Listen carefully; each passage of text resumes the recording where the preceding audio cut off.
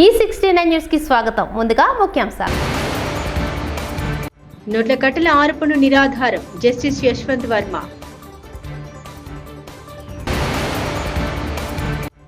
BRS కార్యకర్తల మీద అక్రమ కేసులు పెట్టే పోలీసుల పేర్లు రాసుకుని పెట్టుకోండి. కేటీఆర్. స్వాతంత్ర సమరవీరులకు సీఎం చంద్రబాబు నివాళి. ఆయనకు నాపై చాలా కోపం, ఎందుకో తెలియదు. విడుదల రజని. అగ్ని ప్రమాదం సందర్భంగా తన ఇంట్లో నోట్ల కట్టలు దొరికాయన్న ఆరోపణ పూర్తిగా నిరాధారమని ఢిల్లీ హైకోర్టు న్యాయమూర్తి జస్టిస్ యశ్వంత్ వర్మ వివరణ ఇచ్చారు. ఈ మేరకు ఢిల్లీ హైకోర్టు ప్రధాన న్యాయమూర్తి దేవేంద్ర కుమార్ ఉపాధ్యాయకు ఆయన సుదీర్ఘ లేఖ రాశారు.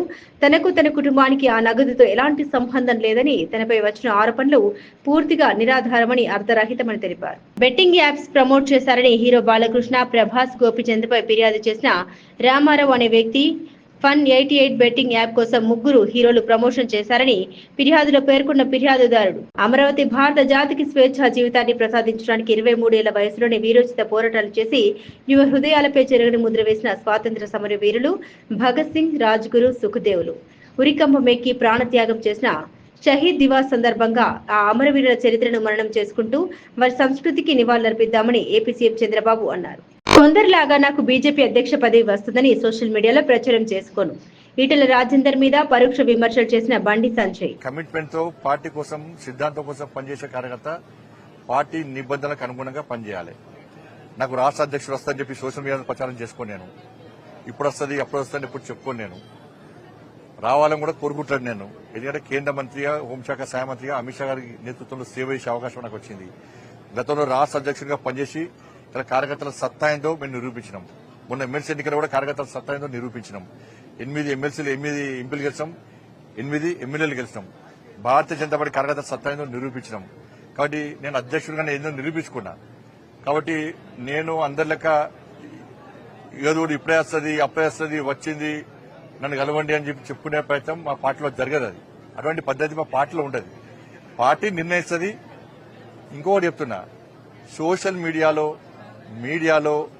ఎవరి పేరు వస్తుందో, ఎవరి పేరు పెట్టుకుని తప్పుడు వాళ్ళు ప్రచారం చేసుకుంటారో వాళ్ళు ఎవరి పేర్లు ఉండవు. కేంద్ర నాయకత్వం చాలా సీరియస్గా ఉంటుంది. తప్పుడు ప్రచారాలు చేసుకుంటే వాళ్ళను నాకు వస్తుందని చెప్పుకుంటే తప్పవుతుంది. పార్టీ ఒక క్రమశిక్షణ పార్టీ, సిద్ధాంతం కోసం పనిచేసే పార్టీ. ఈ పార్టీని పదవిలకు అనుకో ఒక బాధ్యత అనుకుంటాం. జాతీయ నాయకత్వం ఏ నిర్ణయం తీసుకున్నా దానికి కట్టుబడి ఉండాల్సిన బాధ్యత, కమిట్మెంట్ తో పనిచేసేటువంటి జాతీయ భావాజాలం గల సిద్ధాంతం కోసం పనిచేసే కమిట్మెంట్ కార్యకర్తకు ఉంటుంది. ఇది గుర్తుంచుకోవాలి. అందరూ కూడా కార్యకర్తలను కన్ఫ్యూజ్ చేయొద్దు, ప్రజలను కన్ఫ్యూజ్ చేయొద్దు, తప్పవుతుంది. ధన్యవాదాలు. మీలాంటి కార్యకర్తల కష్టం వల్లే మేము గెలిచాం. ఇప్పుడు మీకోసం మేము కష్టపడే సమయం వచ్చింది. గల్లీ గల్లీ తిరుగుతాం, మీకు అన్ని రకాలుగా అండగా ఉంటాం. కేటీఆర్ టకీ టకీ అని తెలంగాణ రైతుల ఖాతాల్లో కాదు, రాహుల్ గాంధీ, ప్రియాంక గాంధీ ఖాతాలో డబ్బులు పడుతున్నాయి. కేటీఆర్. ఇప్పుడు టింగు లేదు, బొంగు లేదు, ఉందా? వాడు కొత్తది కనిపెట్టిండు. టింగు టింగ్ అంటే కేసీఆర్, అది కొత్త టకీ టకీ అట. టకీ లేదు, పికీ లేదు. యాడుంది టకీ టకీ? ఒక్క దగ్గర ఉంది టకీ టకీ, ఒక్క దగ్గర ఉంది. ఢిల్లీలో మాత్రం టకీ టకీ టకీ పడుతున్నాయి పైసలు. రాహుల్ గాంధీ ఖాతాలా, ప్రియాంక గాంధీ ఖాతాలా ఆడ మాత్రం పడుతున్నాయి. ఎందుకంటే ఆడ పైసలు లేకపోతే పదవి ఉంటుందా?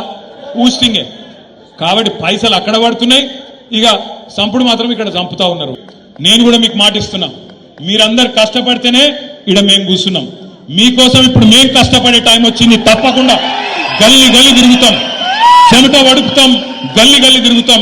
మీ గెలుపులో మేమందరం కూడా మీకంటే ఎక్కువ కష్టపడతాం. ఇది నా మాట. అన్ని రకాలుగా మీకు అండగా ఉంటాం. మీరు గెలిచి వచ్చే విధంగా పనిచేస్తామని చెప్పి కూడా నేను మాటిస్తా ఉన్నా.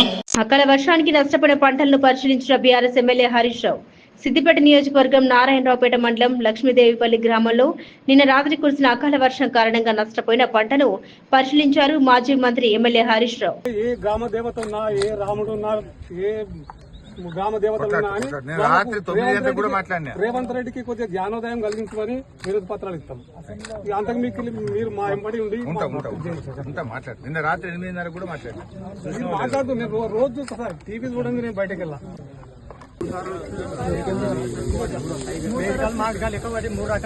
మూడు సార్లు పడ్డాయి.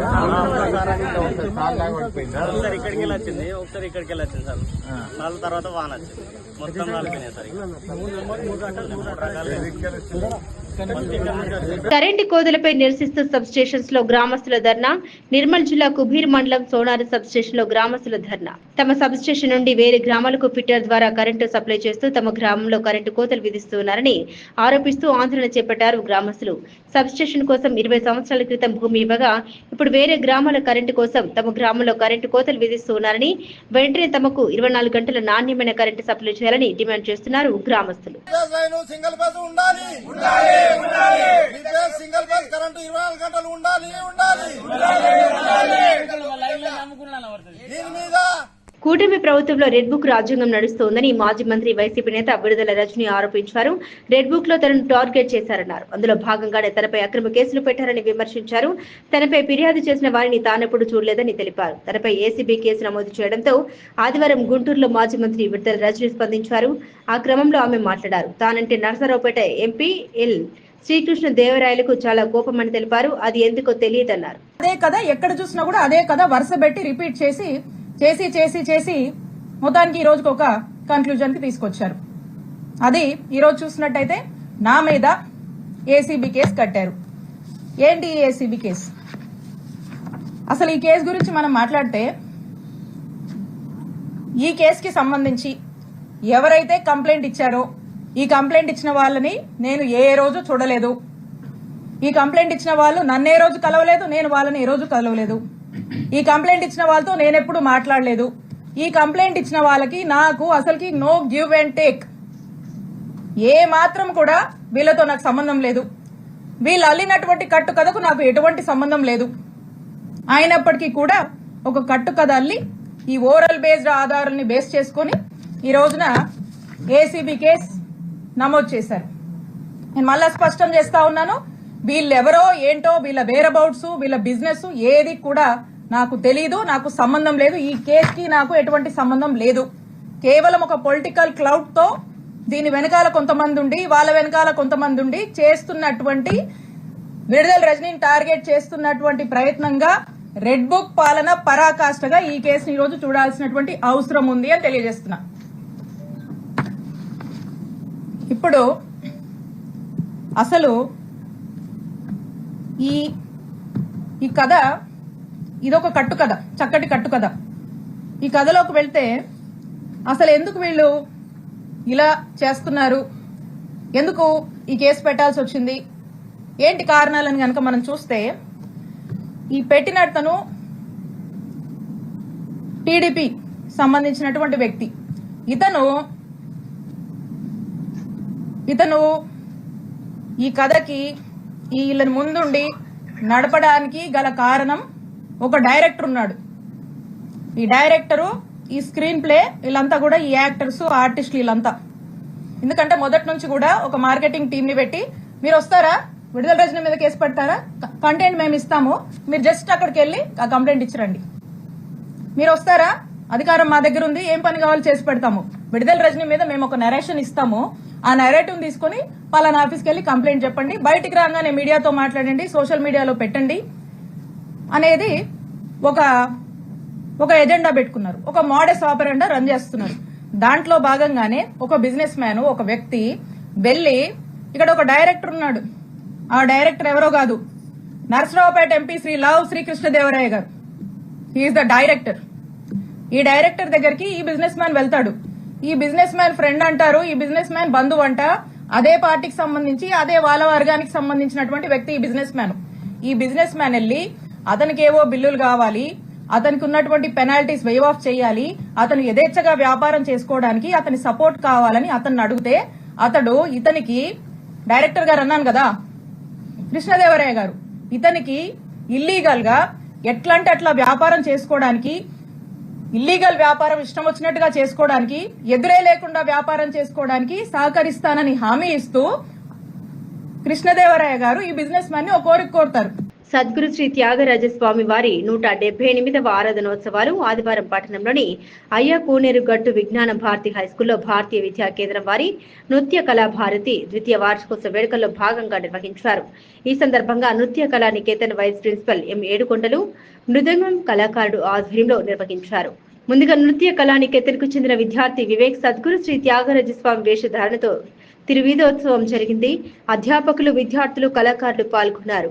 అనంతరం వేదికపై శ్రీ స్వామి వారికి పూజలు, గణపతి తాళం, త్యాగరాజ పంచరత్న కీర్తనలు, గానంతో కళాకారులు సభ రక్తి కట్టించారు. ఈ కార్యక్రమంలో కె పద్మప్రియ శిష్య బృందం పాల్గొన్నారు.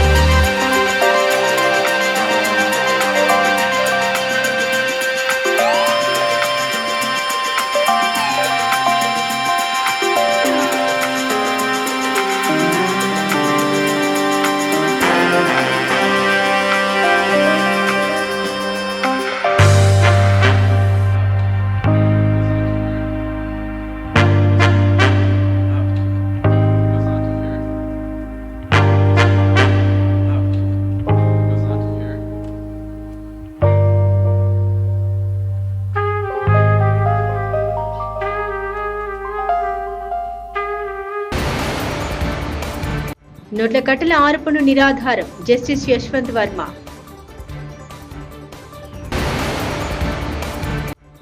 బీఆర్ఎస్ కార్యకర్తల మీద అక్రమ కేసులు పెట్టే పోలీసుల పేర్లు రాసుకుని పెట్టుకోండి కేటీఆర్.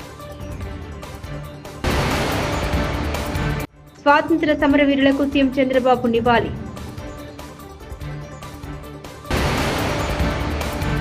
ఆయనకు నాపై చాలా కోపం, ఎందుకో తెలియదు విడుదల రజని.